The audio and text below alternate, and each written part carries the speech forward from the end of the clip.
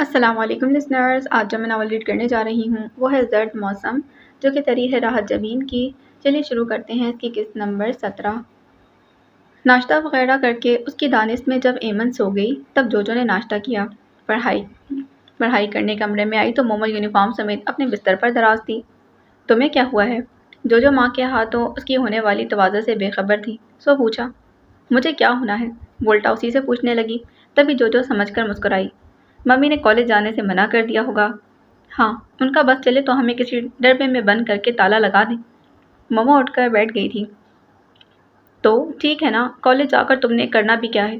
جوجو میز کے پاس رک کر کتابیں ٹھیک کرنے لگی۔ سب یوں ہی چھوڑ کر سو گئی تھی۔ نمبر کم آئے تب بھی تلوار میری ہی سر ہوگی۔ بس کرو مومو، سب پتہ ہے وہاں تم کیا کرنے جاتی ہو۔ جوجو نے بے اختیار ہی ٹوکا۔ کیا کرنے جاتی ہوں؟ مومو بھڑک اٹھی تھی۔ نائن کے ساتھ بیٹھ کر اس کے گھٹیا رومانس بھرے قصے سننے کے سوا اور کیا کرتی ہو کالج میں؟ جوجو کے لہجے میں کچھ تھا۔ مومو کو تکلیف ہوئی۔ تمہیں کیا تکلیف ہے؟ الٹا چور کوتوال کو ڈانٹے والا معاملہ تھا۔ مجھے نہیں، مگر تمہاری وجہ سے تکلیف میرے حصے میں ہی آتی ہے۔ تم نے تو عقل کا کھانا بند ہی کر دیا ہے، جس کی وجہ سے پورے کالج میں تمہاری بدنامی ہوئی اور تم ہو کہ اس کے گلے کا ہار بنی ہوئی ہو۔ جوجو نے تیزی سے لتاڑا۔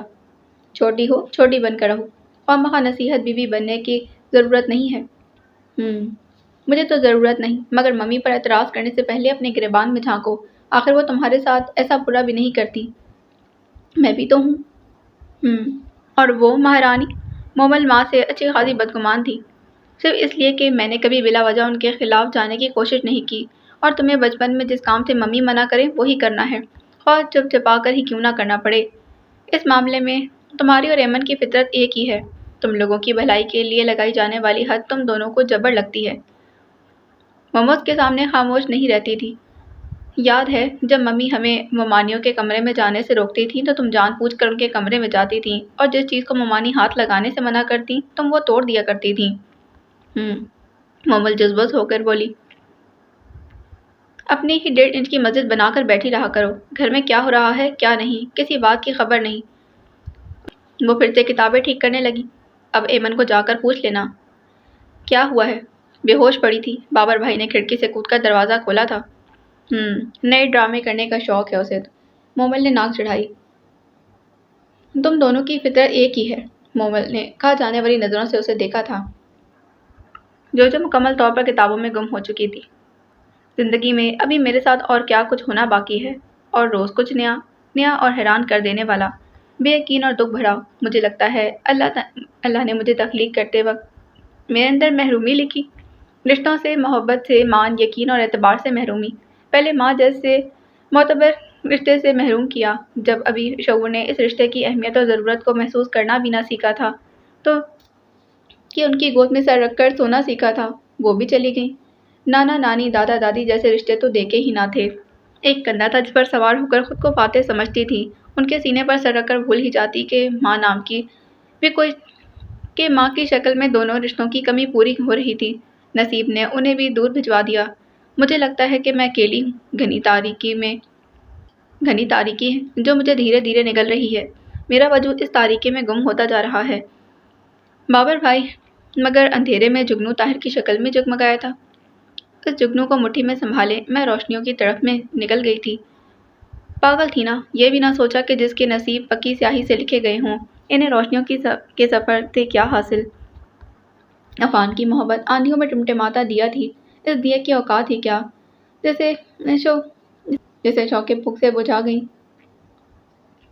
نانا کی شکل میں انمول خوشی ملی اس وقت جب میرے اور ڈیڈی کے درمیان زمینی فاصلہ بھی پیدا ہو چکا تھا۔ مجھے لگا میں اکیلی نہیں ہوں، اس بھری دنیا میں کوئی میرا اپنا بھی ہے جو میری پرواہ کرتا ہے۔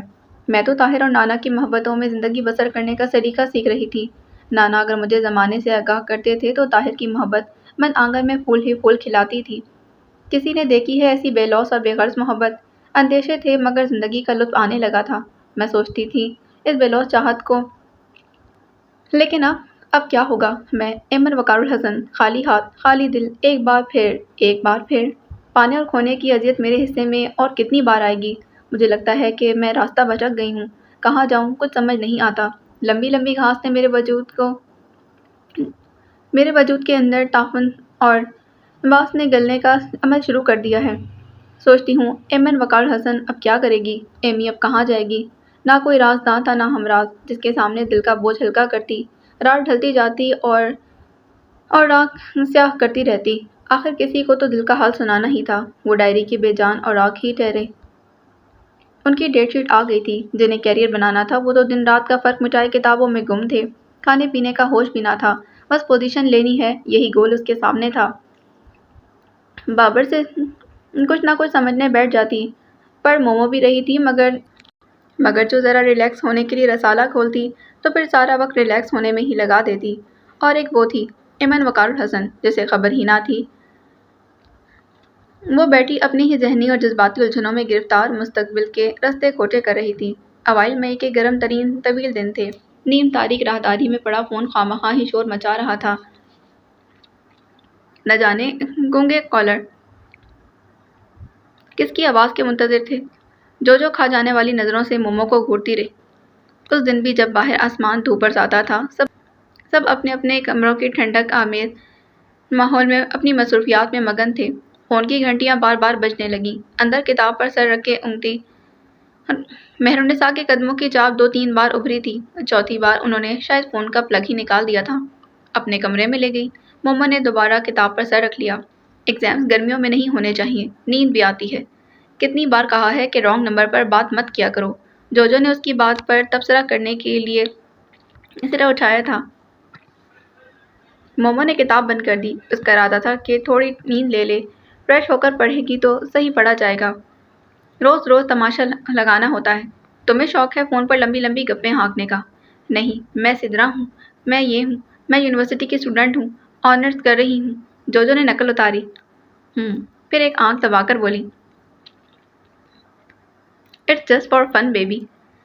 کہیں گلے ہی نہ پڑ جائے۔ ممی نے فون کٹوا دینا ہے، جو تھوڑی بہت سہولت ہے وہ بھی ہاتھ سے جائے گی۔ ایک بار بات کرتی ہو، وہ 10 بار گھنٹیاں بجاتے ہیں۔ ممی نے ضد ہو کر یہی کرنا ہے۔ ان کا بس چلے تو ہماری زندگی سے ہر سہولت ہی نکال دیں۔ کسی دوست کے گھر نہیں جا سکتے، انہیں بلا نہیں سکتے، فون پر پابندی، ٹی وی پر پابندی۔ یار جو یہ بڑے ہو کر ہم زیادہ مصیبت میں نہیں پھنس گئے؟ بچے ہی اچھے تھے۔ شکایتیں ہی سن لو، جو بھی ہو، 24 گھنٹے کی شکایتیں۔ پیر پر ڈھکن لگا کر رکھا اور جسم کو قدرے ڈھیلا چھوڑ دیا۔ وہ کافی دیر سے پڑھ رہی تھی۔ تمہیں کچھ محسوس نہیں ہوتا؟ سوچنے کا وقت نہیں ہوتا۔ سلیبس اتنا ہے، کور ہونے میں ہی نہیں آ رہا۔ اس کے اپنے مسئلے تھے جو اسے ان عام سے چھوٹے چھوٹے مسئلوں میں الجھنے سے بچائے رکھتے تھے۔ اتنی پابندیاں تو نہیں لگاتی، اب تو ایگزامز کی وجہ سے ہے، ورنہ پہلے تو ٹی وی بھی دیکھا کرتے تھے۔ تھوڑی دیر کے بعد جو نے معصومیت سے کہا۔ مومو مزید جھنجھلا گئی تھی۔ تم ہو ہی ممی کی چمچی۔ جو بھی ہوں، تم فون والا کھیل بند کرو، خواہ پورا گھر ڈسٹرب ہوتا ہے۔ اچھا ہو جائے گا۔ تم پڑھ نہیں رہی ہو؟ اسے سونے کا ارادہ کرتے دیکھ جو نے ٹوکا تھا۔ میرا رول نمبر تمہارے پیچھے ہی تو ہے، مومو نے مزے سے کہا۔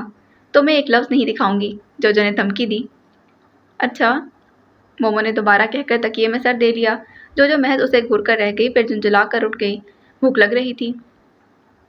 ہفت زدہ فضا، لشکتی دھوپ، گرد و غبار سے اٹا آسمان، یوں ہی کسی طرف سے تیز ہوائیں اٹھی تھیں، روپ دھاڑتی اور اندر باہر دھول ہی دھول اڑنے لگی۔ جالی کے دروازوں سے دھول آتی بھی بہت تھی۔ مہرالنساء کے دروازے لگوانے والے کو کوستی گھر صاف رکھنے دن میں ہلکان ہوتی رہتی تھیں۔ تنگ آ کر بھاری پردے اور ان دروازوں پر لگوا دیے تھے۔ لڑکیوں کو اس لیے کام کے لیے آواز نہ دیتی کہ امتحان ہونے ہی والے تھے۔ وہ امتحانوں سے پہلے تینوں لڑکیوں کا رزلٹ جانتی تھیں، مومو، سو اور ایمن۔ اسے مہرالنساء نے کبھی کتاب کو ہاتھ لگاتے نہ دیکھا تھا۔ نہ جانے کون سی بے بسی تھی وہ گرم دوپہر اور تاریک راتوں میں بدرو کی طرح چکراتی۔ مہرالنساء سے جب بھی سامنا ہوتا وہ اسے ٹٹولتی نظروں سے خائف ہو جاتی تھی۔ تبھی تو چھپتی پھر رہی تھی۔ ہوا ذرا سی تیز ہوئی اور دروازوں سے مٹی چھن چھن کر لاؤنج میں بکھرنے لگی۔ کتنی دھول ہے۔ مومو نے ایک طرف کو ہٹائے پردے کھینچ دیے تھے۔ اتنی کہ سانس بند ہوئی جا رہی ہے، ایمن نے گلے پر ہاتھ رکھ کر پھنسی ہوئی آواز میں کہا۔ مومو نے پلٹ کر قدرے حیرت سے اسے دیکھا۔ آج بہت دنوں کے بعد اس کے منہ سے پھسلا تھا۔ ورنہ وہ سب کی شکلیں دیکھا کرتی تھی۔ کچھ نہیں، ایمن کے حلق میں کچھ کرکری سی شے پھنس گئی تھی۔ اسے لگا دم گھٹ رہا ہے، اب کچھ تو رکاوٹ ہوگی۔ مومو پردے پھیلا کر مطمئن ہوئی، کاش ایسے ہی پردے انسان اپنی ذات پر بھی لٹکا سکے۔ ایمن نے بھاری براؤن پردے پر ہاتھ رکھا، کھول کر باہر نکل آئی تھی۔ مومو نے اسے ٹوکنا چاہا کہ باہر آندھی آ رہی ہے، پھر چپ رہی۔ آسمان کے ماتھے پر دھول ہی دھول جمی تھی، ابھی ہوا میں زیادہ تیزی نہ آئی تھی، پھر بھی درختوں سے گرتے پتے چلے آ رہے تھے۔ وہ ان درختوں کے نیچے چلی آئی تھی، پتے اس کے بالوں کو چھو کر زمین میں گرنے لگے۔ آج کتنے دن ہو گئے تھے نہ وہ خود سے ہمت پاتی تھی کہ نانا کا سامنا کر سکے اور نہ ہی طاہر محمود کا۔ پتہ نہیں وہ وہاں ہوں گے بھی یا نہیں۔ اسے یقین تھا طاہر نے نانا کا گھر چھوڑ دیا ہوگا، آخر انہوں نے طاہر سے نکل جانے کو کہا تھا اور وہ نکل گیا تھا۔ اس نے مڑ کر ایمن کی سمت بھی نہ دیکھا تھا کہ اس پر کیا بیت رہی ہے۔ ایمن کا ذہنی خلفشار عروج پر پہنچنے لگا۔ وہ سمجھ ہی نہیں پا رہی تھی کہ سچ کیا ہے، وہ جو نانا اسے دکھانا چاہ رہے تھے یا وہ اب تک دیکھتی آ رہی تھی۔ وہ کیسے مان لیتی کہ طاہر اچھا انسان نہیں؟ طاہر محمود نے اب تک اس جیسی بے مایہ لڑکی کے ساتھ کون سی غرض پوری کی تھی؟ ہوا میں ذرا سی تیزی آئی، وہ ایک گھٹیا اور خود غرض انسان ہے۔ ایمن نے سر اٹھا کر گرتے پتوں اور سرسراتی شاخوں کو دیکھنے کی کوشش کی۔ ان لوگوں کے لیے اپنا مستقبل خراب کرو گی جنہیں تمہارے مستقبل میں کوئی دلچسپی نہیں۔ ابھی وقت تمہارے ہاتھ میں ہے، چاہو تو خود کو بنا لو اور چاہو تو بگاڑ دو اور ہمیشہ کے لیے لوگوں کے تمسخر کا نشانہ بن جاؤ۔ تب کون سا رشتہ تھا دونوں کے مابین؟ ایک اجنبی لڑکی کو زندگی کی طرف کیوں کھینچ رہا تھا؟ مایوسی میں ڈوبی ایمن کو کس نادر روشنی کی طرف گامزن کرنے کی کوشش کر رہا تھا؟ کیا تھی وہ اس کے لیے؟ اسٹوڈنٹ کی بہن؟ تم بہت اچھی اور ذہین لڑکی ہو، حالات جیسے بھی ہوں اپنے لیے اور اپنے مستقبل کے لیے وقت نکالو۔ ایک خشک پتا گرتے گرتے آنکھ کا کنارہ چھو گیا تھا۔ وہ سر جھکا کر تیزی سے آنکھ رگڑنے لگی۔ تمہارا اس گھر میں اگر کسی کے ساتھ کوئی رشتہ ہے تو وہ صرف میں ہوں۔ نانا کی آواز نے اس کی سماعتوں پر کوڑا برسایا تھا۔ میرے لیے تم اور تم سے وابستہ ہر شے اہم ہے۔ ہوائیں ایک مدھم سی سرگوشی سنبھالے بیٹھی تھی، آنکھ سرخ ہو گئی اور اس میں سے پانی بہنے لگا۔ میں نہیں چاہتا کہ اس کا سایہ بھی تم پر پڑے۔ تم نہیں جانتی تم میرے لیے کتنی انمول ہو۔ ہواؤں کی شوریدہ سری میں اضافہ ہوا، اونچے لمبے درخت دائیں بائیں ڈولنے لگے تھے۔ وہ لفظوں کا کھلاڑی دلوں سے کھیلتا ہے۔ یہ نانا کس طاہر کا ذکر کر رہے تھے؟ اس کے اندر طاہر کے لہجے کی بے بسی جاگنے لگی تھی۔ میں کچھ بھی تو نہیں مانگ رہا۔ سامنے پڑی میز پتوں سے اٹی ہوئی تھی۔ اس نے بے اختیار ہاتھ مار کر پتوں کو سائڈ پہ کیا۔ کسی نے بہت اختیاری میں اس کا نام لکھا تھا۔ اس کی کمزوریوں سے فائدہ اٹھاتا ہے۔ میں اس کی رگ رگ سے واقف ہوں۔ وہ جو ایک کمزور لمحے سے اسے سنجش کر رہا تھا۔ میرا کیا ہے مگر یہ بے اختیاری تمہیں نقصان دے گی۔ اس نے دونوں بازو اپنے گرد لپیٹتے ہوئے آسمان کو دیکھنے کی صحیح کی تھی۔ معصوم بھی ہو اور نادان بھی، اور اسے لڑکیوں کی یہ خوبیاں بہت بھائی ہیں۔ وہ اس کے پاس کھڑا دل سوزی سکھا رہا تھا۔ خواہ مخواہ تمہیں بھی اس بے منزل راہ کا مسافر کر دیا۔ یہ تو خار پر خار ہے۔ میرے پاؤں تو فگار ہونے ہی کے لیے ہیں، تمہیں بھی کانٹوں میں گھسیٹ لیا۔ لوٹ جاؤ ایمن، یہاں تمہیں کچھ نہیں ملے گا۔ یہ تو بے سمت منزل ہے جو میرے قدموں سے لپٹ گئی ہے۔ تم کیوں بھٹکو؟ خشک پتے اور ٹوٹتی شاخیں اس کے وجود سے ٹکرانے لگی تھیں۔ ایک نوکیلی شاخ اس کی آستین میں پھنس گئی تھی۔ ایمن کو لگا کسی نے بہت بے دردی سے اس کا بازو دبوچا ہے۔ تیزی سے آستین چڑھائی۔ اسے لگا اس کالی آندھی میں نانا کے لہجے کا غضب بولتا ہے۔ ڈائن بھی ساتھ گھر چھوڑ دیتی ہے، پر تو کمینہ ہی رہا۔ یہاں کھڑے رہنا ممکن ہی نہ تھا۔ وہ اندر کی طرف بڑھی مگر آنکھوں میں دھول ہی دھول بھر گئی تھی۔ یہ کون ہے؟ یہ میری کچھ لگتی؟ دونوں ہاتھ آنکھ پر رکھ لیے تھے۔ پوری فضا تاریک ہو چکی تھی اور کچھ دکھائی نہ دیتا تھا۔ زندہ گاڑ دوں گا۔ تو بغیرت پیدا ہوا تھا، بغیرت ہی رہے گا۔ قریب ہی کوئی موٹا تنا ٹوٹ کر گرا تھا۔ اندازے سے ہی اندر کی طرف بھاگی۔ سیڑھیوں پر ٹھوکر لگی۔ اس کا دوپٹہ نہ جانے کس چیز میں اٹک گیا تھا۔ اس نے اندھوں کی طرح دوپٹہ پکڑنے کی کوشش کی۔ 2.5 گز کا تمبو لپیٹے پھر رہی ہو، اس کی حرمت کو سمجھتی ہو؟ نہ تمہاری ماں سمجھی نہ تم۔ کوئی طوفان تھا، شاید بارش ہونے لگی تھی یا پھر اولے پڑنے لگے تھے۔ اسے لگا اولے تڑ تڑ اس کے اوپر برسنے لگے ہوں۔ بے حیا اور بے غیرت ماں کی اولاد، خون اثر تو دکھائے گا۔ تم بھی بدنامی کا طوق گلے میں ڈال لو۔ اسے لگا کہ وہ بیچ چوراہے پر کھڑی ہے اور سنگسار ہونے جا رہی ہے۔ میں نے کیا کیا ہے؟ میرا قصور کیا ہے؟ روتی ہوئی ستون سے لپٹ گئی تھی، مگر اس طوفان میں اس کی آواز سننے والا کون تھا؟ گرمیوں کی لمبی لمبی دوپہریں تھیں کہ ختم ہونے کا نام ہی نہ لیتی تھیں۔ یوں لگتا تھا کہ وقت ایک ہی نقطے پر آ کر ٹھہر سا گیا ہے۔ فوراً فراغت کے احساس نے انہیں بوکھلا کر رکھ دیا تھا۔ جو کے ذہن سے تو ایک بوجھ اترا تھا۔ وہ ٹی وی دیکھتی رہتی یا پھر کچن میں گھس کر نت نئی ریسیپیز ٹرائی کرتی۔ مومل نے اپنے پاس رسالوں کا سارا ذخیرہ جمع کر لیا تھا۔ کالج تو جاتی نہ تھی، کسی نہ کسی سے مزید خوراک مل جاتی تھی۔ ڈش اینٹینا خراب پڑا تھا، سو ٹی وی پر بھی کچھ نہیں آ رہا تھا۔ وہ گھر کی لگی بندی روٹین سے سب سے زیادہ گھبرائی تھی۔ سارا دن کچن میں کیا کرتی ہو؟ وہ جو کے پیچھے کچن میں آ گئی۔ دوپہر کا کھانا کھانے کے بعد مہر النساء اپنے کمرے میں ذرا دیر کو لیٹ گئی تھی۔ جو کچھ کرتی ہوں ٹیبل پر سامنے آ جاتا ہے۔ جو بغیر مڑے بولی تھی اور سامنے کھڑی اشیاء کو دیکھنے جو بغیر مڑے بولی، اب کیا بنا رہی ہو؟ کچھ ایسا جو شام کی چائے کے ساتھ چل سکے۔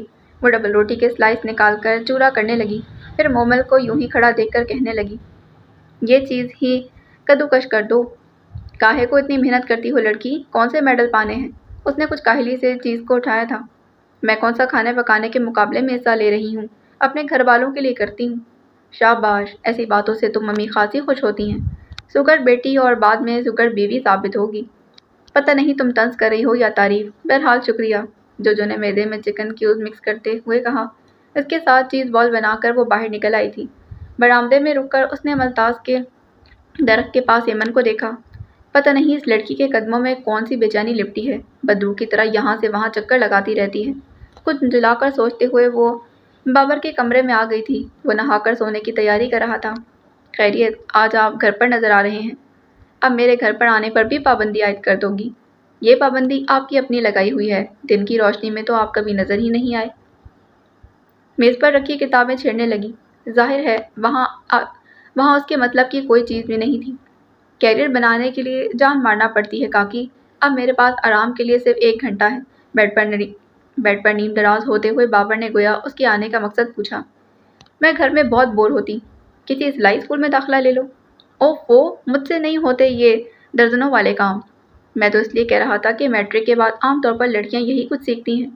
سوری بھائی، میں ان لڑکیوں میں سے نہیں ہوں۔ تم جو بڑا کام کرنا چاہتی ہو وہ بتا دو، اخبار والے سے کہہ دیں وہ ہر ماہ ڈائجسٹ بھجوا دیا کرے۔ ہاں، کچھ زیادہ ہی بڑا کام نہیں کہہ دیا تم نے؟ مومل کو شرمندہ ہو گئی۔ کہہ دینا۔ کہہ دوں گا، اب جاؤ۔ یاد سے وہ دوبارہ کہتی باہر نکلی۔ نگاہ بلا ارادہ ہی درختوں تک گئی تھی۔ ایمن اب وہاں نہیں تھی، اندر چلی آئی، جہاں چیز بال تلنے کی خوشبو سارے گھر میں پھیلی ہوئی تھی۔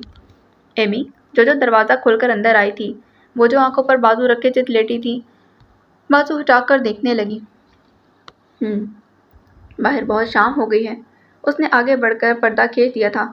نارنجی شام کھڑکی کے پردوں سے لپٹی نظر آ رہی تھی، پر وہ ہٹتے ہی زرد رنگ کمرے کی ہر شے پر بکھر گیا تھا۔ ایمن کا چہرہ عین اس روشنی کی زد میں آ گیا تھا، بجھی سی آنکھیں۔ ایمن کی یہ حالت دیکھ کر جو کو افسوس ہوا۔ شام میں تو باہر نکلا کرو، ذرا فریش ہو جایا کرو گی، اتنی اچھی ہوا چل رہی ہے۔ اندر آگ بھڑکتی ہو تو ٹھنڈی ہوا کے جھونکے کیا کریں گے؟ چلو ہمارے ساتھ چل کر چائے پی لو۔ جو کے اپنے ہی گلے تھے۔ ایمن نے چڑھ کر اسے دیکھا۔ کیوں پیچھے پڑ گئی ہو؟ سب کی طرح میرے رویے سے سمجھوتا کر کے میری جان کیوں نہیں چھوڑ دیتی؟ اس کے پاس آ کر آہستہ آہستہ اس کے الجھے بال اپنی انگلیوں میں سلجھانے لگی۔ ہم سے دور بھاگتی ہو، چلو ہمیں چھوڑو، اپنی ذات سے اتنی بیگانگی ختم ہو جاؤ گی ایمی۔ ایمی کی آنکھیں بھیگنے لگی۔ ایمن کی آواز میں تھکن اور لہجے میں یاسیر تھی۔ لوگوں سے ملو؟ کن لوگوں سے؟ ایک زہریلی مسکراہٹ نے لبوں کا احاطہ کیا تھا۔ ہمیں تو تم کسی کتار شمار میں نہیں رکھتی۔ سر طاہر نے بھی آنا چھوڑ دیا۔ تم نانا ہی سے ملنے چلی جایا کرو۔ وہ چپ کی چپ رہ گئی۔ دکھ اور ملال کے گہرے احساس نے وجود میں پنجے گاڑ دیے تھے۔ ان کے بارے میں مجھے کچھ بھی نہیں بتایا۔ کیا بتاؤں؟ ایمن اٹھ کر بیٹھ گئی تھی۔ اس کے لمبے سیدھے بال الجھے سے تھے، لگتا تھا انہیں کئی دنوں سے سنوارا نہیں گیا۔ جب ہماری نانوں کا فون آتا تھا تو وہ ہمیشہ تمہارے بارے میں پوچھا کرتی تھی، مگر تم نے کبھی ان سے بات ہی نہیں کی۔ میرا دل چاہتا تھا کاش تمہاری بھی کبھی نانو ہوتی، ہر خاص موقع پر تمہیں یاد کرتی، تم چھٹیوں میں ان سے ملنے جاتی۔ میری وہ خواہش پوری ہو گئی تھی۔ نانو نہ صحیح نانا جان تو تھے۔ اس نے طاہر سے اسے دیکھا اور وہ بے حد غور سے دیکھ رہی تھی۔ وہ مہرالنساء کی بیٹی اور مومل کی بہن تھی، مگر اس کی سوچ اس کے چہرے کی طرح معصوم اور خوبصورت تھی۔ کیا دیکھ رہی ہو؟ اس نے نفی میں سر ہلایا اور بکھرے بال سمیٹنے لگی۔ اگر بڑے کچھ کہہ دیں تو انہیں دل پر نہیں لینا چاہیے۔ ایمن کے ہاتھ ایک پل کو رکے تھے۔ اگر کہہ دیں کہ سانس لینا چھوڑ دو تو کیا چھوڑ دیں؟ ایسا نہیں ہوتا۔ بسا اوقات جس چیز کو ہم بے حد اہم سمجھتے ہیں وہ ہمارے لیے اتنی اہم نہیں ہوتی۔ کبھی کبھی کچھ چھپا ہوتا ہے، ہماری کوتاہ نگاہی کے وہاں تک پہنچ نہیں سکتے، ہمارے بڑے معاملات کو زیادہ بہتر سمجھتے ہیں۔ کیا جانتی ہوں؟ ایمن نے گردن موڑ کر اسے دیکھا۔ کچھ نہیں، بس مجھے لگتا ہے کہ وہ تمہیں کسی ایسے معاملے سے دور رکھنا چاہتے ہیں جو تمہارے لیے اچھا نہیں ہے، جوجو نے آہستگی سے کہا۔ تبھی دروازہ کھلا اور خوشبو کے جھونکے کے ساتھ مائرہ اندر آئی تھی۔ ایمن کو بلانے آئی تھی۔ اوہ، جوجو سر پر ہاتھ مار کر رہ گئی۔ باتوں میں دھیان ہی نہیں رہا کہ ایمن کو بتاؤں۔ اس کے گیسٹ شاباش، ترقی کرو گی۔ مائرہ نے اس کے کندھے پر تھپکی دی، پھر ایمن کی طرف متوجہ ہوئی۔ ایگزامز کی تھکن ابھی تک اتری نہیں؟ ایمن متذبذب سی مائرہ کو دیکھ رہی تھی۔ وہ اٹھ کر اس سے ملی بھی نہیں۔ اس دن کے بعد سے آج ملاقات ہو رہی تھی اور مائرہ کا انداز بالکل پہلے کی طرح پرجوش تھا۔ اب اٹھ جاؤ نکمی لڑکی، ہم کب سے تمہارا انتظار کر رہے ہیں۔ ہم؟ ایمن نے سوالی نظروں سے اسے دیکھا۔ ہاں، مما بھی آئی ہیں۔ اچھا، ایمن کو گھبراہٹ سی ہوئی۔ اب اٹھ جاؤ، حلیہ درست کرو، کب سے منتظر ہیں کہ تم خود جاگ جاؤ گی، تنگ آ کر مجھے ہی بھیجا۔ ایمن بیڈ سے اتر آئی تھی۔ میں فریش ہو کر آتی ہوں۔ ہاتھ منہ دھونے تک وہ مائرہ اور اس کی مما کی آمد کا مقصد سوچتی رہی۔ آؤ، باہر نکل کر اس نے کہا تو مائرہ نے بے اختیار ٹوکا۔ بال تو بنا لو۔ بس ٹھیک ہے۔ ایمن نے سر پر دوپٹہ اوڑھ لیا۔ مائرہ کچھ کہتے کہتے رک گئی۔ فائزہ بھی ایمن سے ملی اور وہ اور مہرالنساء لان میں ہی موجود تھیں۔ سامنے چائے کے خالی برتن بتاتے تھے کہ وہ خاصی دیر سے آئی ہوئی تھیں۔ فائزہ کچھ دیر سانس لگائے خیریت پوچھتی رہی تھی۔ طبیعت تو ٹھیک ہے؟ اس کا زتا زتا چہرہ دیکھ کر انہوں نے بے اختیار پوچھا تھا۔ جی، دیر سے سوئی تھی اس لیے طبیعت کچھ بوجھل ہے، اس نے نظریں جھکاتے ہوئے کہا۔ مائرہ نے اس کا ہاتھ پکڑ کر کھینچ لیا۔ دونوں کچھ دور گھاس پر جا بیٹھی۔ تمہارے پیپرز کیسے ہوئے ہیں؟ مائرہ نے پوچھا۔ اس کی مسلسل خاموشی مائرہ کو الجھن میں مبتلا کر رہی تھی۔ پتہ نہیں، اس نے گھاس کی پتیاں توڑنی شروع کر دی تھیں۔ لو، ایک ہفتے کے دن رات ایک کر دیا کہ کہیں سسرال میں بے عزتی نہ ہو جائے۔ جوجو نے اس کے قریب ٹرے رکھی جس میں چائے کے کپ کے ساتھ ساتھ کچھ کھانے پینے کے لوازمات بھی موجود تھے، مگر اس کا کچھ بھی کھانے کو دل نہیں چاہا، بس چائے کا کپ اٹھا لیا۔ رضوان کہہ رہے تھے کہ گریجویشن ضرور کرنا ہے۔ میں نے تو صاف کہہ دیا مجھ سے نہیں ہوتا یہ، نہیں تو شادی لیٹ کر دیں۔ اس کی آواز خود بخود سرگوشی میں ڈھل گئی تھی۔ کہنے لگے، نہ شادی لیٹ ہوگی نہ پڑھائی ختم ہوگی، مصیبت میرے لیے۔ لیکن اس مصیبت کا کوئی تاثر اس کے چہرے پر نہ تھا، بلکہ وہ انجوائے کر رہی تھی۔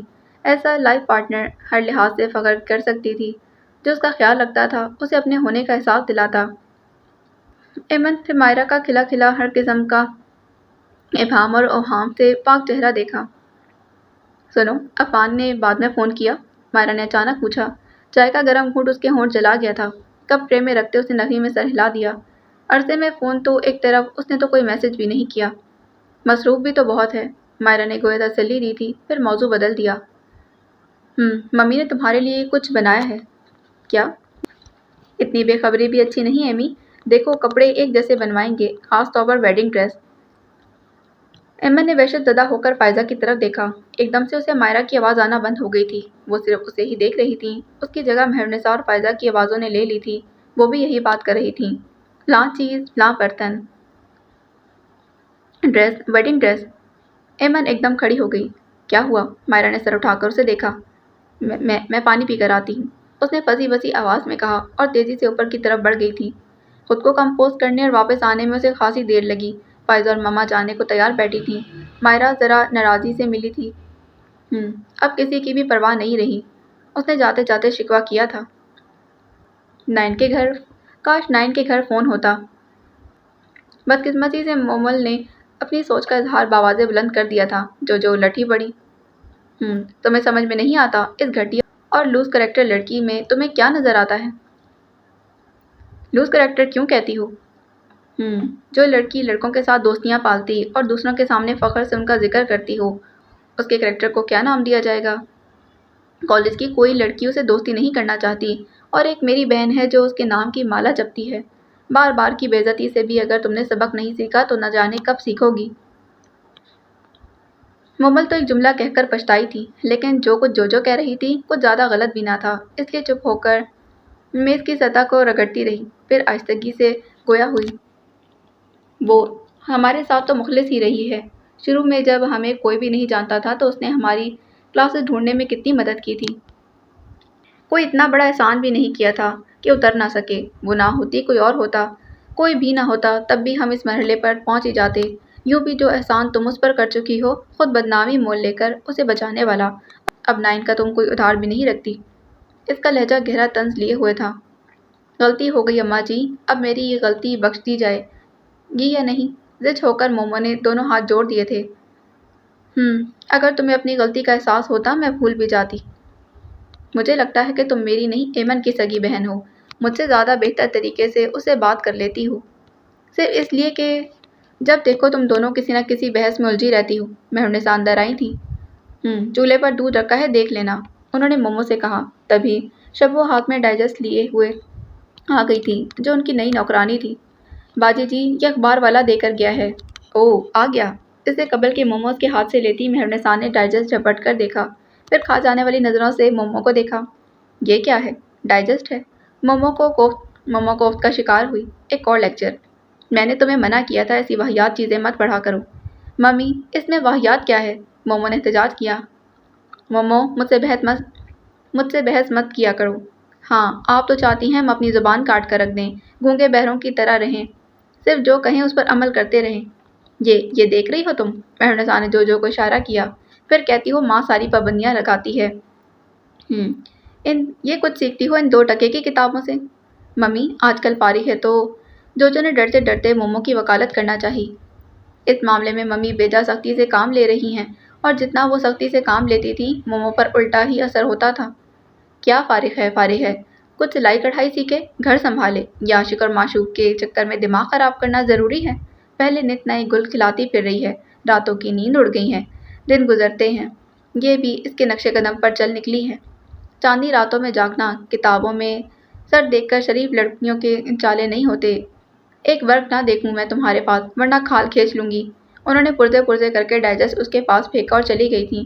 جو سر پکڑ کر بیٹھ گئی۔ شبو نے ہمدردی سے ساکت کھڑی مومو کو دیکھا اور چپکے سے نکل گئی تھی۔ مومو نے دھندلائی نگاہوں سے ہوا میں ادھر ادھر اڑتے پھٹے ہوئے اوراق کو دیکھا اور زیر لب بڑبڑائی تھی۔ یہ عورت پاگل ہے، اپنی محرومیوں کا بدلہ اپنی ہی اولاد سے لے رہی ہے۔ جو نے تھرا کر دیکھا تھا، یہ الفاظ، یہ انداز، وہ اپنی ماں کے بارے میں بات کر رہی تھی یا کسی غیر عورت کے بارے میں؟ یہ بغاوت کا نقطۂ آغاز ہے۔ جو کے اندر سرخ بتی جلنے لگی تھی۔ کھڑکی زوردار آواز کے ساتھ کھلی تھی۔ وہ ہڑبڑا کر اٹھ بیٹھی۔ نیند تو یوں بھی گہری نہ آتی تھی، کبھی اونگتی یوں ہی رات بیت جاتی تھی۔ اپنے دھڑدھڑاتے دل پر ہاتھ رکھے اس نے کھلی کھڑکی کو دیکھا، جس میں شوریدہ سر ہواؤں کے سامنے سر پٹک رہے ہوں۔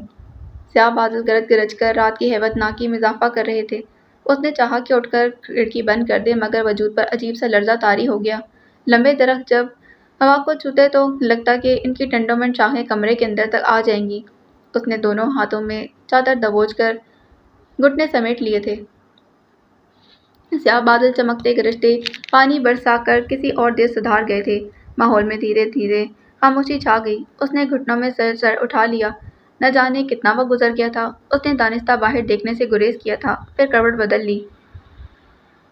وہ میری سہیلی تھی۔ میرا بچپن اس کی بوندوں کی ننھی منھی ہتھیلیوں میں بڑھتے گزرا۔ لمبی چھوٹی راتوں میں لوری سناتی، پھر یہی سہیلی ایک خوفناک ڈائن کے روپ میں ڈھل کر سامنے آئی اور وسوسے اور ڈر گاڑ گئی تھی۔ بارش کو دیکھنا، بارش کو سننا کتنا خوفناک تجربہ تھا۔ اس نے دونوں ہاتھوں کو گال کے نیچے رکھا اور پھر آنکھیں موند لی تھیں۔ مجھ جیسی ڈری سہمی لڑکی کو دیکھا، پھر سارے ڈر، وسوسے اور خوف ردی کی طرح باہر پھینک دیے۔ میں نے پھر سے بارش میں دھنک کھلتی دیکھی، اس کی پانیوں سے رنگ چراتا، بارش کی خوشبو پر تتلی کی طرح رقص کرنے لگی تھی۔ مگر تتلی کی بساط ہی کیا، کمزور پر کچے رنگ۔ دیکھیں، وہ پھر سے ڈرنے لگی ہے، پھر سے کمزور پڑنے لگی ہے۔ کیوں چھوڑ کر چلی گئی ہوں؟ آپ کے بنا امی کچھ بھی نہیں ہے۔ ہاتھ پکڑا تھا تو منزل تک پہنچاتے، کیوں راستے میں ہی زندہ درگور کرنے کے لیے چھوڑ دیا؟ ساری دنیا کہتی ہے آپ برے ہو، ایمن نہیں مانے گی۔ میں نہیں جانتی، مجھے جاننا بھی نہیں۔ کیوں؟ میں آپ کو جانتی ہوں، کیونکہ میں آپ کو جانتی ہوں، آپ کو چاہتی ہوں۔ نانا کہتے ہیں کہ آپ برے ہو سکتا ہے، لیکن میرا دل کہتا ہے کہ آپ نے امی کے ساتھ بے غرض محبت کی ہے۔ وہ پیسے کے لیے اپنے باپ کو بھی بیچ سکتا ہے؟ میں نہیں مانتی، آپ مجھے دھوکہ دے ہی نہیں سکتے۔ آنکھیں نم ہوئیں، پھر گال۔ اس نے اونٹے لیٹ کر تکیے پہ منہ چھپا لیا تھا۔ نم ہوا نے کمرے کی فضا کو بدل کر رکھ دیا تھا۔ آپ نے تو پلٹ کر بھی نہیں دیکھا کہ مجھ پر کیا بیت رہی ہے۔ ایک بار مجھ سے ملنے تو آتے، طاہر لوٹ آئیں۔ مجھے چھوڑ کر مت جائیں، میں آپ کے بنا ادھوری ہوں، ٹوٹ کر بکھر گئی ہوں۔ آ کر سمیٹ لیں مجھے۔ میرے لیے میرے دل کی گواہی کافی ہے، اور وہ صرف آپ کو پکار رہا ہے۔ کشمکش کے بعد اس کا دل صرف اور صرف طاہر کا نام کی مالا جپ رہا تھا۔ ضروری تو نہیں ہر بار دل کی گواہی سچی ہو، دھوکہ بھی تو یہی کمبخت دیتا ہے۔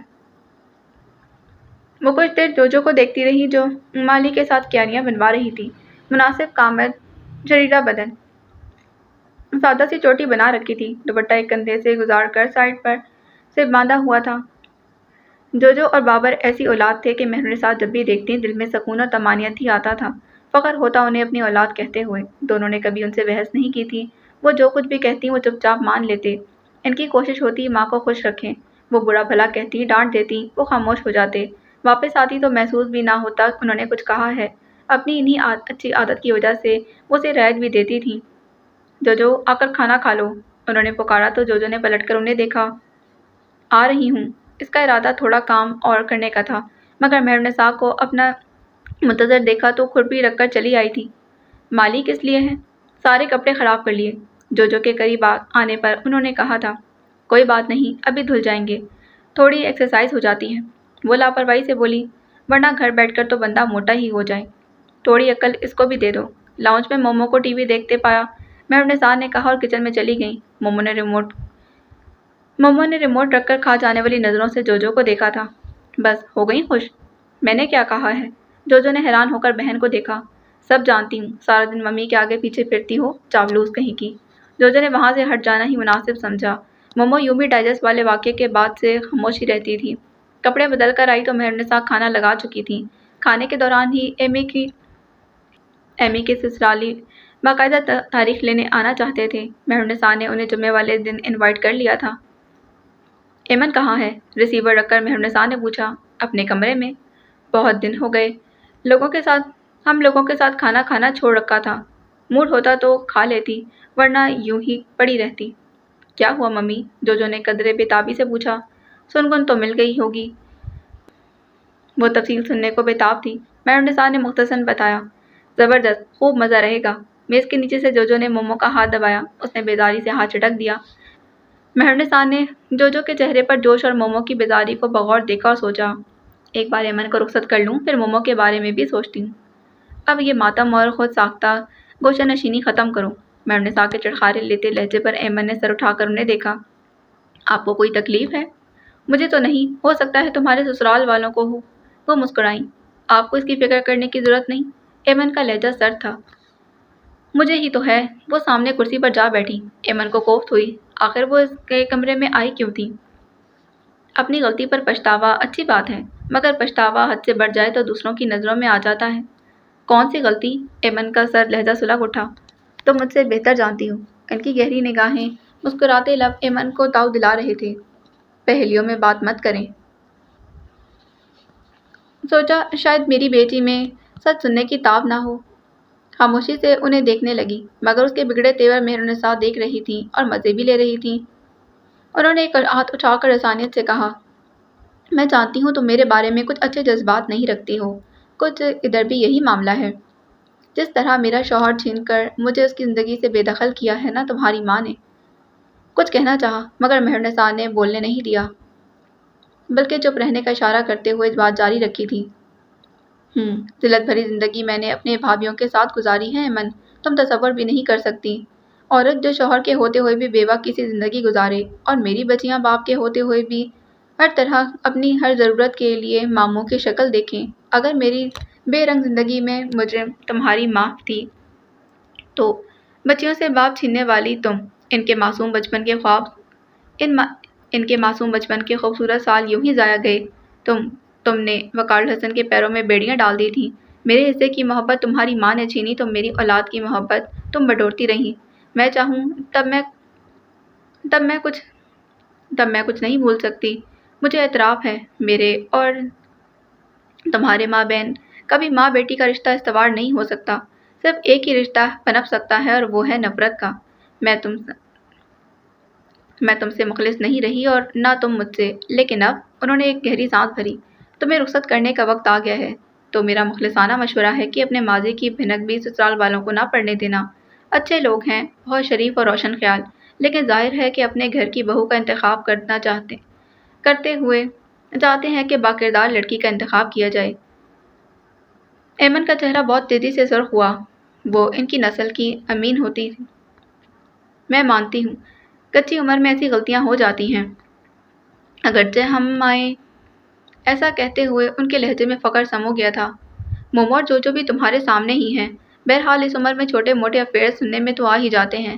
اب وقت ہے کہ سنبھل جاؤ، پہلے ہی تمہاری بے وقوفیوں کے ہاتھوں عفان تم سے برگشتہ ہو گیا ہے۔ یہی حماقتیں کرو گی تو اپنے ہی راستے میں کانٹے بچھاؤ گی۔ کوشش کرنا کہ سابقہ عاشق کو بھلا کر شوہر کی وفادار رہو۔ اپنے کرتوتوں کی خبر اسے مت ہونے دینا، ورنہ واپس گھر بھیج دے گا۔ میں تو ویسے بھی ایک طویل مدت کے بعد سکھ کا سانس لوں گی، اس لیے مجھ پر رحم کرنا۔ کون سے کرتوت؟ آپ کہنا کیا چاہتی ہیں؟ کیا کیا ہے میں نے؟ ایمن چیخ اٹھی تھی۔ زیادہ چلانے کی ضرورت نہیں، مہرنسا نے ٹپٹ کر کہا۔ اس دن جس حالت میں تم گھر واپس آئی تھی کوئی بھی سمجھ سکتا ہے۔ دوسروں کی آنکھوں میں دھول جھونک سکتی ہو، میری نہیں۔ شروع دن سے دیکھ رہی ہوں تمہارے اور طاہر کے درمیان کیا چل رہا ہے۔ ایک لڑانے کے لیے وہی گھٹیا 2 ٹکے کا ماسٹر ملا تھا۔ نانا سے ملنے کے بہانے کس کے ساتھ گلچھرے اڑانا چاہ رہی تھی میں خوب جانتی ہوں۔ کب آ رہی ہو، کب جا رہی ہو، مائرہ کے گھر کے بہانے کہاں وقت گزارتی ہو۔ میں بول نہیں سکی تو کیا آنکھیں نہیں رکھتی؟ اچھی بات ہے، تمہارے باپ کو تو نصیحت ملے گی نا۔ اسے میری باتوں پر اعتبار نہ تھا۔ میری تو راتوں کی نیند حرام ہے، جو کالک اپنے منہ پر ملائی ہوں۔ میں نہیں چاہتی لوگ ہمارے چہروں پر بھی دیکھیں، اسی لیے جلد از جلد تمہیں یہاں سے دفع کرنا چاہتی ہوں۔ تمہاری دیکھا دیکھی مومو نے بھی پر پرزے نکالنا شروع کر دیے ہیں۔ اسی لیے ایمن بی بی مجھ پر ترس کھاؤ۔ پہلے کی طرح اپنے معشوقوں کے قصے اپنے شوہر کے سامنے نہ لے کر بیٹھ جانا۔ بھلا آدمی ہے، بلکہ ضرورت سے زیادہ شریف کے آنکھوں دیکھی مکھی بھی نکل رہا ہے۔ اپنے کانوں سے اور تمہارے منہ سے سن کر بھی تمہیں بیانے چلا آ رہا ہے، ورنہ لوگ تو ایسی گالیاں دیتے ہیں کہ اور وہ تو فوجی بندہ ہے۔ خیر اسے تو تم نے نہ جانے کون سی گیدڑ سنگھی سنگھائی ہے کہ ایسے بھی خوب آتے تھے اور تم تھر تھر کانپتے وجود کے ساتھ ایمن نے انگلی سے دروازے کی طرف اشارہ کیا تھا کہ دفع ہو جاؤ۔ ایک آگ تھی جو پاؤں کے انگوٹھے سے سر تک بھڑک اٹھی تھی، جو کہتی تھی مگر جسم کی کپکپاہٹ تھی کہ یہ چند الفاظ بھی بمشکل ادا ہو سکے تھے۔ مجھے بھی تمہاری یہ ماتم زدہ شکل دیکھنے کا زیادہ شوق نہیں، صرف یہ بتانے آئی تھی کہ شام کو وہ لوگ تاریخ لینے آ رہے ہیں۔ وہ بھگو کر خوب مار چکی تھیں، سو اطمینان سے کھڑی ہو گئی۔ جس حد تک سلگانا چاہتی تھی سلگا چکی تھی۔ کچن میں تو تم نے کیا ہیلپ کروانی ہے، ذرا ڈھنگ سے ہولیے میں ان کے سامنے آ جانا، مجھ پر نہیں تو خود اپنی ذات پر ہی، وہ کہہ کر چلی گئی تھی۔ ایمن نے اپنے سر کے بال نوٹ ڈالے۔ یہ عورت مر جائے، یا اللہ یہ عورت مر جائے، کیڑے پڑیں اس کی قبر میں۔ کمینی بے غیرت چڑیل، خود کو اذیت دیتی ایمن کا روم روم مہرنسا کو بددعائیں دے رہا تھا۔ مہرنسا کے الفاظ تھے کہ بار بار کچوکے لگاتے۔ وہ کبھی بیٹھ جاتی تو کبھی اٹھ کر کمرے میں چکر لگانے لگتی۔ سمجھ میں نہ آتا کہ مہرنسا کو کون سی ایسی ذک پہنچائے کہ اس کا سارا غرور تہس نہس ہو جائے، سارے بدلے چکا دے۔ ارے تم ابھی تک تیار نہیں ہوئی؟ جوجو نے آ کر بے حد حیرت سے پوچھا۔ حقیقت تو یہ تھی کہ اسے مہرنسا نے ہی بھیجا تھا کہ وہ اب تک تیار ہوئی بھی ہوگی کہ نہیں۔ ایمن نے شرربار نگاہوں سے جوجو کو دیکھا۔ جوجو ٹھٹک گئی تھی، پھر نظر انداز کر کے کہنے لگی، کم از کم نہا لو، بال شیمپو کر لو، مائرہ اور اس کے گھر والوں کو بھی بلایا ہے، ابھی آتے ہی ہوں گے۔ تم یہاں سے دفع ہو جاؤ، میں تمہاری ماں کی شکل نہیں دیکھنا چاہتی۔ اچھا میں تمہارے کپڑے تو نکال دوں، کون سے پہنو گی؟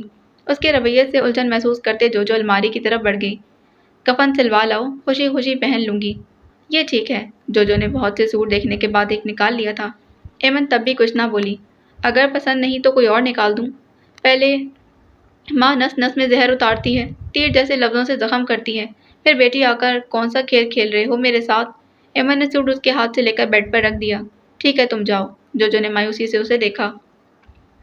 हमारी रसाई तुम्हारी जात के किसी पहलू तक ना हो सके।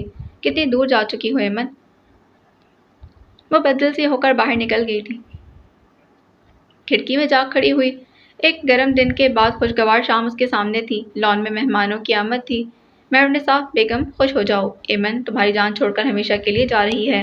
शायद हार मेरा ही मुकद्दर बनती।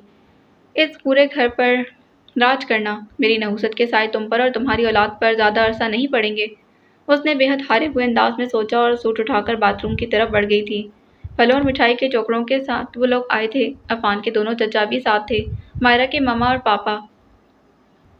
मायरा क्यों नहीं आई? शायद जोजो ने पूछा। उसकी भी तो डेट फिक्स होना है। फायजा ने मुस्कुराते हुए बताया। खिड़की में खड़ी देखती रही थी। जोजो वक्त निकाल कर अंदर आई थी। बहुत प्यारी लग रही हो। वो सराकर बाहर निकल गई। बाहर बहुत मसरूफियत थी। बेड पर आकर बैठ गई। इसके एहसासात इस कदर मुंजमद थे कि वो कुछ सोच भी नहीं पा रही थी। लाउंज में से आवाज़ें आने लगीं। ड्रिंक्स लाओ। बाबर ने न जाने किससे कहा। एमन को तो बुला लाओ। एक और आवाज़ उभरी। यकीनन लाउंज के दरवाजे खुले थे। तभी ऊंची आवाज़ में की गई गुफ्तगू यहाँ भी सुनाई दे रही थी। इतने लोगों में आते हुए वो शर्मा रही है। मेहरुन्निसा ने न जाने किस खदशे के पेश नज़र कहा। हम वहीं मिल लेंगे। थोड़ी देर बाद वो लोग उसके कमरे में थे। एमन की सास ने उसे साथ लगाकर प्यार किया था। मैं बहुत खुश हूँ। बहुत जल्द मेरी बेटी मेरे घर में होगी। एमन को न जाने क्या हुआ कि टिप टिप आंसू बहने लगे। रो क्यों रही हो? उसकी होने वाली नंद आगे बढ़ी। घर छोड़ने का ख्याल हर लड़की की आंख में आंसू भर देता है। ये वक्त ही ऐसा होता है। फिर एमन तो यूं भी नाजुक मिजाज है। मेहरुन्निसा की मनूस आवाज़ में कैसा शहद भरा था। एमन इस आवाज़ को सुनना नहीं चाहती थी। मैं बिल्कुल भी सख्त गिर सास नहीं हूँ। तुम इंशाल्लाह वहाँ बहुत अच्छी ज़िंदगी गुजारोगी। अफान थोड़ा जौली तबीयत रखता है। तुम्हें खुश रखेगा। उसका हलक तक कड़वा हो गया। वो जो उनके कंधे पर सर रखे इत्मीनान से आंसू बहा रही थी, एकदम पीछे हटी। कमरा खाली हो गया था। लाउंज में महफिल दोबारा सज गई तो वो बेड पर लेट गई। दोनों बाजू सीने पर बांध रखे थे। उसी कैफियत में चलते हुए पंखे को देखने लगी। वो कुछ सोचना भी नहीं चाहती थी। ना माजी के हवाले से कोई याद थी, ना मुस्तकबिल का कोई खुशकुन ख्वाब। जिंदगी कैसे गुजारूंगी? बेहद मायूस कुन सवाल था। इससे ज़्यादा मायूस कुन जवाब। थोड़ी देर के बाद जो मिठाई की प्लेट उसके करीब रख गई थी। मन्नू, ठीक 20 दिन बाद दुल्हनिया बन जाएंगी। एमन के हाथ पांव सुन हो गए। उसने ज़रा सी गर्दन मोड़कर मिठाई की प्लेट को देखा। खिड़की से बाहर फेंक दे, मगर बेबसी से देखती रही। न जाने क्या था जो उसे इस रद्द-ए-अमल से रोक रहा था। शाम रात की तारीकी में ढल गई। मेहरुन्निसा ने न जाने क्या कहकर उसकी नंदों को उसके कमरे में जाने से रोका था कि कोई बात में नहीं आया। शायद उन्हें डर था कि एमन कोई बेवकूफ़ी न कर बैठे। मेहमान खाना खाकर रुखसत हुए। जाते हुए सब उससे मिलकर गए। उसकी बेतहाशा तारीफ की थी और उसकी झिझक को सबने शर्म ही समझा था। एमन को छेड़ने का इरादा दिल में दबाए जो दोबारा कमरे में नहीं आई थी। मेहमान के जाने के बाद घर में सन्नाटा छा गया। वो अंदर बाहर की खामोशी से घबरा कर बाहर निकल आई। लाउंज में बिखरावा सा था। दरवाज़ा चौपट खुला था। मेहरुन्निसा मुलाजमा के साथ मिठाई और फल वगैरह संभाल रही थी। फर्श पर कोल्ड ड्रिंक्स के बोतलें लुढ़क रही थी। मेहरुन्निसा ने आहट पर सर उठाकर देखा। एमन को देखकर मुस्कुराई। तुम्हें भूख लगी होगी, खाना खा लो। कितना सादा सा लहजा था, जैसे इन दोनों के माबैन कोई बात ही ना हुई हो। गिरगिट की तरह रंग बदलती है। एमन ने कलस कर सोचा। बीबी, मुझे तो ढोलक मंगवा दो। मैं तो कल से बजाना शुरू कर दूँ। आखिर को इस घर की पहली शादी है। मुलाजमा ने शौक़ी दिखाई थी। हाँ हाँ, क्यों नहीं। बच्चियाँ भी फारिग हैं, रौनक लगाए रखेंगी। मेहरुन्निसा ने खुश दिली से कहा। मेरा शादी का जोड़ा भी आपने बनवा कर देना है। बनवा दूंगी। अभी ये बिखेरा तो समेटो। एमन जलने कुड़ने के बाद बाहर निकल गई। जहाँ अभी टेबल वगैरह पड़े थे, आसार बताते थे कि मेहमानों ने क्या क्या खाए हैं। वो बिखरी चीज़ों के दरमियान घूमती रही, यही सोचती रही। ताहिर महमूद कहाँ होगा? वो उसे मिलना चाहती थी। शादी से कम एक बार उसे नाना के घर जाना था, उनका सामना करना था। काश मेरे पास उनका कोई नंबर होता। उसने इस तरारी अंदाज में हाथ मसला। तुम्हें ढूंढने के लिए पूरा घर घूमना पड़ता है। बाबर की आवाज़ पर उसने एक तवील सांस लेकर अपने असाब ढीले छोड़े। आ जाओ, भूख लगी है। तुम्हारे ससुराल वालों की खिदमत में तो कोई कमी नहीं रह जाए, इसलिए खाना नहीं खाया। اس نے ٹرے ایک ٹیبل پر رکھ دی تھی اور آستین کونی تک فولڈ کرتے ہوئے بیٹھ گیا۔ یہ بھی تو مہرنسا کا بیٹا ہے، وہ بے حد غور سے اسے دیکھ رہی تھی۔ اب آ بھی جاؤ، بابر نے جھنجھلا کر کہا تو وہ سامنے بیٹھ گئی۔ نہ صرف بیٹھ گئی بلکہ تھوڑے سے چاول اپنی پلیٹ میں بھی نکال لیے۔ روسٹ بھی لو، بہت مزے کا ہے۔ اطمینان اور تسلی سے کھانا کھا رہا تھا، کسی بھی عجلت کے بغیر۔ ایمن کو اس کا یہ اطمینان اور ماحول ایک آنکھ نہیں بھا رہا تھا۔ اس کا دل کہتا تھا کہ جو بھونچال اس کے اندر تھا وہ سب کو اپنی لپیٹ میں لے لے، کہ سب اسی طرح بے سکون ہوں جس طرح وہ خود تھی۔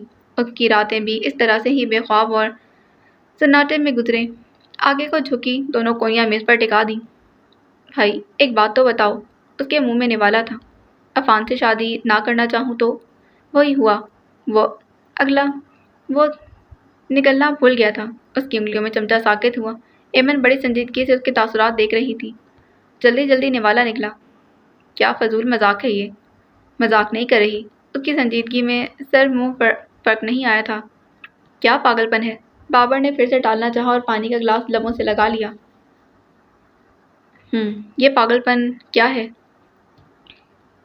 پلیز بابر بھائی، میں صرف یہ پوچھ رہی ہوں کہ اگر میں عفان سے شادی سے انکار کر دوں تو آپ کس حد تک میرا ساتھ دیں گے؟ تمہارا گلا دبا دوں گا۔ اس کی آنکھوں سے غصہ مترشا تھا۔ تو دبا دیں۔ وہ بابر کو بھڑکا کر اس کے غصے سے اسی طرح حد اٹھا رہی تھی جس طرح مہرنسا لیتی تھی۔ مہرنسا کا بدلہ بابر سے لے رہی تھی۔ اس کی سائیکی عجیب رخ اختیار کر گئی تھی، اور وہ بھی فوراً۔ یہ سارا زہر مہرنسا اس کے اندر بھرتی تھی۔ وہی غصہ اور زہر وہ کسی دوسرے پر نکال لیتی تو چین نہ آتا۔ مہرنسا کے سامنے اسے بہت زبکی محسوس ہوئی تھی۔ وہی کسی اور کے چہرے پر نہ دیکھ لیتی تو قرار نصیب نہ ہوتا۔ کوئی بھی ہو سکتا تھا، مومو، جوجو یا پھر بابر۔ نہ صرف اپنے اندر کا ابال نکالنا تھا، انہیں اتنا پریشان کرنا تھا جتنا کہ ان کی ماں نے اسے کیا تھا۔ اسے رتی بھر بھی خیال نہ آتا کہ اس میں اس کی اپنی ذات کے لیے نرا نقصان ہی نقصان ہے۔ وہ بڑے انداز میں کونیاں میز پر ٹکائے بابر کے چہرے پر نظر جمائے اس کے رد عمل کی منتظر تھی۔ وہ ایک ٹک بیٹھا رہ گیا۔ اس کی نگاہوں میں لوگوں کے چہرے اور سماعتوں میں ان کی آوازیں گونج رہی تھیں۔ بین کرتے چہرے، شکوہ بھری آوازیں۔ وہ ہنس دی اور ہنستے ہنستے رو پڑی تھی۔ کچھ ہونکسا وہ اسے دیکھتا رہا۔ آپ ڈر گئے ہیں؟ سیدھی ہو کر بمشکل ہنسی ضبط کرتے ہوئے ایمن نے کہا۔ بابر نے لاشعوری طور پر اطمینان بھری سانس کھینچی۔ اوف، آپ کا چہرہ دیکھنے والا تھا۔ وہ بھی ہنس رہی تھی۔ ایمی، ایسے مذاق نہیں کرتے۔ بابر صرف اتنا ہی کہہ سکا۔ اوکے باس۔ ایمن نے دونوں ہاتھ جوڑے، پھر آنکھوں سے بہتے آنسو صاف کرنے لگی۔ بابر کو لگا یہ آنسو صرف ہنسی کا نتیجہ نہیں۔ بابر نے آہستگی سے اس کے سر پر ہاتھ رکھا۔ بھائی، ایمن کا دل شدت سے بھر آیا۔ اس سے قبل کہ اس کا ہاتھ پکڑ کر پھر سے رو دیتی، برآمدے میں جوجو پکارنے لگی۔ ایمی۔ ایمن تیزی سے کھڑی ہو گئی۔ ڈیڈی کا فون ہے تمہارے لیے۔ میں فون سن کر آتی ہوں۔ وہ تیزی سے اندر کی طرف بڑھ گئی۔ کھلی کھڑکی سے باہر کوئی نہ تھا، مگر کسی بھی ایسے شخص کے لیے جو اس گھر میں آتا جاتا ہو۔ ایمن نے اس نظم کو دوبارہ پڑھا تھا۔ وہ لوٹ آیا ہے۔ یہ احساس کتنا خوش کن تھا کہ ساری بیداری، ساری کوفت اڑن چو ہو گئی تھی، کہیں تمانیہ سے اتر آئی۔ میری دعائیں مستجاب ہو گئیں۔ وہ اسے ملنے، اسے دیکھنے کے لیے بےتاب ہو گئی۔ مگر کہاں؟ نانا کے گھر؟ یہ تصور ہی سہما گیا۔ وہ نانا کا سامنا کیسے کرے گی؟ طاہر بھی تو ہے۔ اتنا سب کچھ ہو جانے کے باوجود وہیں میرا منتظر۔ اسے دل کڑا کرنا پڑا تھا۔ جواب میں الجھی کچھ لمحے گمگم کی کیفیت میں کھڑی رہی، مگر اندر کو اکسا رہا تھا۔ آخری موقع ہے، فائدہ اٹھا لو۔ چند دن، صرف چند دن ہیں تمہارے پاس۔ عفان کی بیوی بن جاؤ گی۔ اس صورت ہی نہیں، آواز کو بھی ترس جاؤ گی۔ وہ کیا تمہیں طاہر سے ملنے دے گا؟ کسی صورت نہیں۔ اور کیسے گزرے وہ زندگی جس میں طاہر محمود نہ ہوگا؟ وہ آئینے کے سامنے کھڑی ہو کر برش سے بال بنانے لگی۔ کاش کوئی معجزہ ہو جائے، یہ شادی رک جائے۔ بال بنا کر دوپٹہ اڑا اور صبر تو اس کی ذات میں تھا ہی نہیں۔ وہ فوراً طاہر سے ملنا چاہتی تھی۔ اسے تو لگتا تھا طاہر کو دیکھ کے صدیاں بیت گئی ہیں۔ معمولی سی تیاری کے بعد وہ باہر نکل آئی تھی۔ اس نے سوچا وہ مہرنسا سے مائرہ کے گھر جانے کا کہے گی، مگر ایسا نہ ہوا۔ لبوں سے سچ ہی نکلا۔ مہرنسا نے اس کے جھوٹ پر اعتبار نہیں کیا تھا۔ میں نانا کے گھر جا رہی ہوں۔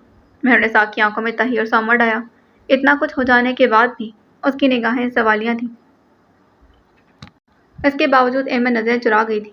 ان کی طبیعت ٹھیک نہیں ہے۔ کس نے کہا؟ مہرنسا نے جھکتے ہوئے لہجے میں پوچھا۔ فون کیا ہے؟ کیا؟ ایک ٹانگ کا بوجھ دوسری پر منتقل کرنے لگی۔ اس نے وقت نہیں دیکھا تھا، وہ جذبس ہو کر بولی، گزشتہ 2 ہفتوں سے یہی بیٹھی ہوں۔ مہرنسا نے جتایا، موبائل ہے میرے پاس۔ اسے بروقت بہانہ سوجا تھا، یوں بھی بہت عرصہ سے اس کی زندگی بہانوں سے ہی چل رہی تھی۔